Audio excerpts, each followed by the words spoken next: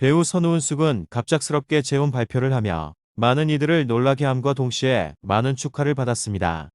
그런데 재혼 발표를 하기 전 조짐을 먼저 보여 과거의 발언들이 재조명되고 있는데요.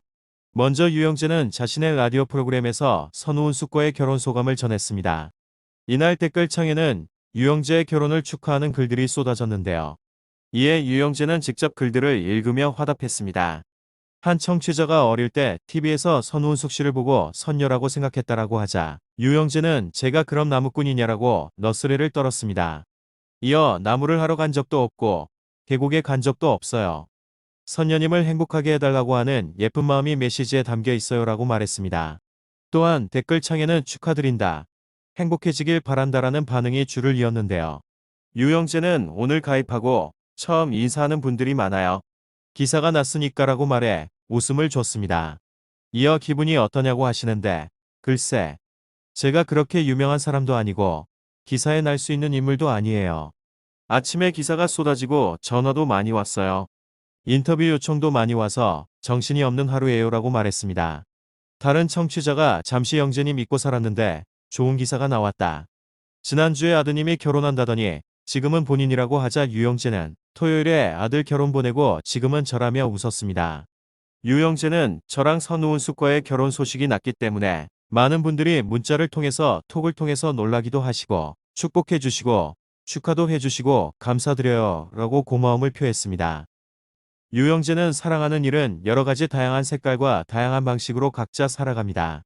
특히 느지막하게 누군가를 만나서 사랑을 하고 가정을 꾸리고 한다는 것은 기쁜 일이기도 하지만 한편으로는 무겁게 책임감이 있기도 합니다. 여러분들의 예쁜 마음을 담아서 여러분들이 원하는 행복 사랑 이어가겠습니다라고 밝혔습니다.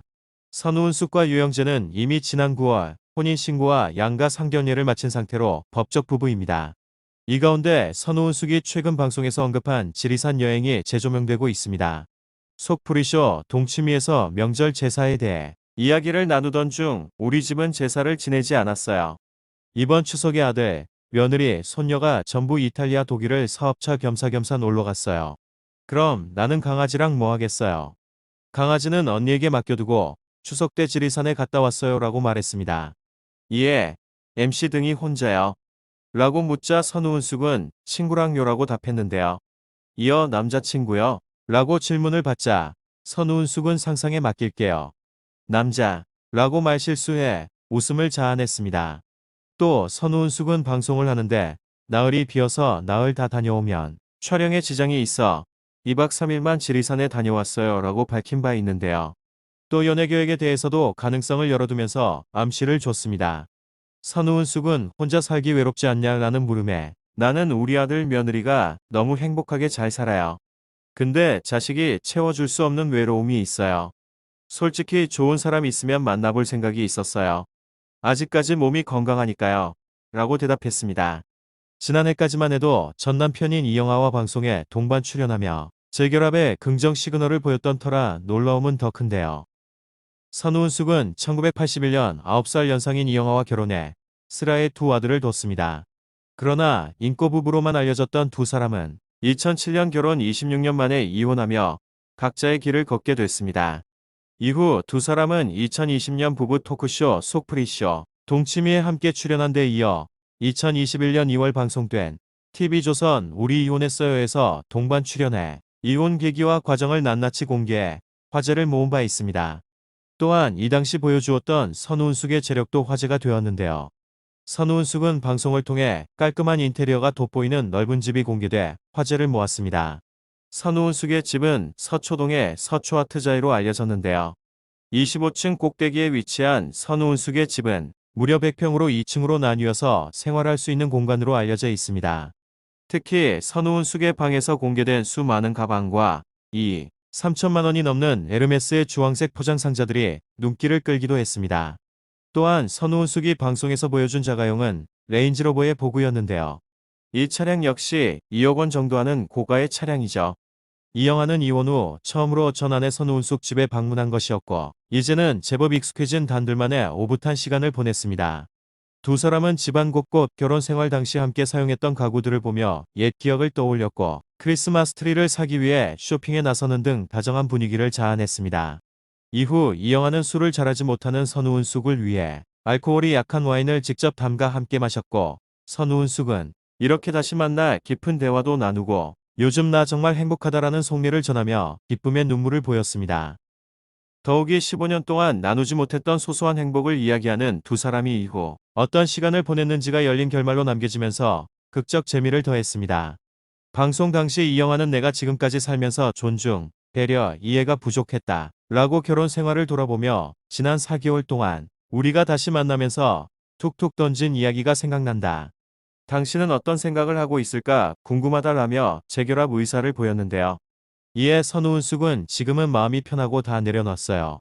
당신에 대한 어떠한 오해도 없어요. 내가 당신을 상상할 수 없을 만큼 좋아했잖아. 인생의 다인 것 같았다.